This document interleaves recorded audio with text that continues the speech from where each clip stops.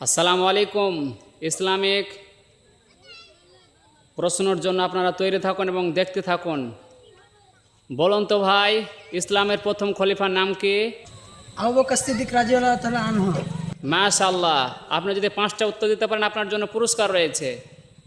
জি বলুন। দ্বিতীয় প্রশ্ন হচ্ছে,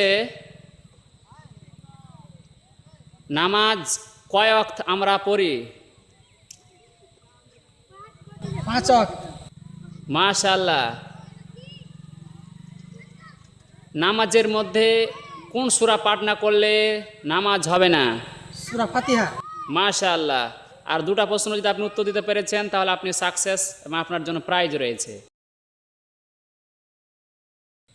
না, 4 নম্বর প্রশ্ন হচ্ছে যে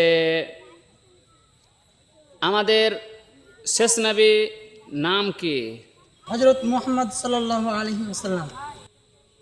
5 নম্বর প্রশ্ন হচ্ছে আমাদের প্রথম নবীর নাম কি? হযরত আদম আলাইহিস সালাম। মাশাআল্লাহ, আপনাকে অনেক অনেক ধন্যবাদ। এরকম ভিডিও দেখার জন্য আপনারা বেশি বেশি করে লাইক করুন এবং ফলো করুন আমাদের ভিডিওটাকে এবং শেয়ার করে দেন।